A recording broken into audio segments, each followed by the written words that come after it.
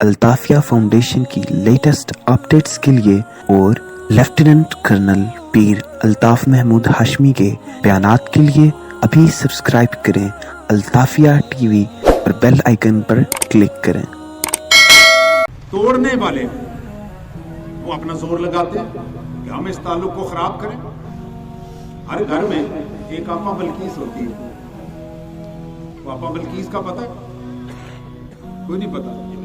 میں بتاتا ہوں، نہیں میں کہانی شان نزول بتاؤں گا۔ پہلے میں AFIC میں داخل تھا اسپتال میں،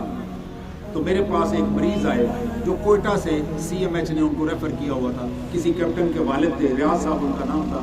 ماشاءاللہ بڑے پاکستانی اور بڑے اچھی خوبصورت باتیں کرنے والے۔ ایک دن مجھے کہتے ہیں کرن صاحب میں 9 بہنوں کا اکیلا بھائی ہوں، تو میں بڑے لاڈ سے پلا ہوں، مجھے ساری بہنوں نے اور میرے ماں باپ نے بہت پیار دیا، تو ہماری جو سب سے بڑی بہن ہے اس کا نام ہے بلقیس، ہم اس کو پیار سے آپا بلقیس کہتے ہیں۔ اس کا کام یہ ہے کہ اگر وہ بس میں بیٹھ جائے تو جو دائیں بائیں 2 سواریاں بیٹھی ہوں گی، بس سے نیچے اترنے سے پہلے انہیں لڑا کے اترے گی۔ یہ ریاض صاحب مجھے بتا رہے ہیں، کہتے ہیں ایک دن مجھے کہتی ہے ریاض میں اجے کچھ نہیں پڑھی، میں کتنے بڑے کام کرنی ہاں، اگر میں 4 جماعتیں پڑھی ہوئی ہوتی تو پھر میں کیا کرتی؟ کہتا میں نے فوراً امیجیٹلی جواب دیا، میں نے کہا آپا اگر تم 4 جماعتیں پڑھی ہوئی ہوتی تو نے بندے نہیں لڑانے تھے، تو نے امریکہ تو روس کی لڑائی کرانی تھی۔ تو ہر خاندان میں ایک آدھی آپا بلقیس ضرور ہوتی ہے، آپ کے گھر میں بھی ہوگی، ہمارے گھر میں بھی، ہر گھر میں ہر محلے میں کوئی نہ کوئی ایک آپا بلقیس ضرور ہوتی ہے۔ اور اس آپا بلقیس کا کام آئیے قرآن پاک میں سنیں۔ سورہ البقرہ 2 سورت آیت نمبر 102، اللہ تعالیٰ ارشاد فرماتے ہیں وَمَا أُنزِلَ عَلَى الْمَلَكَيْنِ بِبَابِلَ هَارُوتَ وَمَارُوتَ، میں نے 2 فرشتے عراق میں ایک شہر ہے بابل کے شہر میں 2 فرشتے اتارے جن کا نام تھا ہاروت اور ماروت۔ اب یہ جو بابل شہر ہے یہ آج بھی وہاں پہ موجود ہے، آج اس کو انگریز جو ہے وہ بیبیلون کہتے ہیں اور دوسرے لوگ اس کو بابل کہتے ہیں۔ یہاں پہ کوئی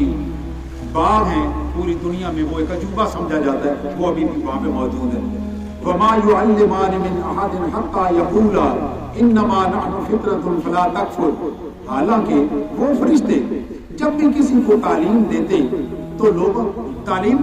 ان کے پاس آتے کہ ہمیں کوئی جادو سکھاؤ، ان کا خیال تھا کہ یہ جادوگر ہیں، جادو سکھاتے ہیں، وہ ان کے پاس آتے اور وہ تو فرشتے تھے، وہ جو بات کرتے ان کے ٹھیک ہوتی، تو وہ ان کے پاس آتے کہ ہمیں جادو سکھاؤ، تو وہ انہیں بتاتے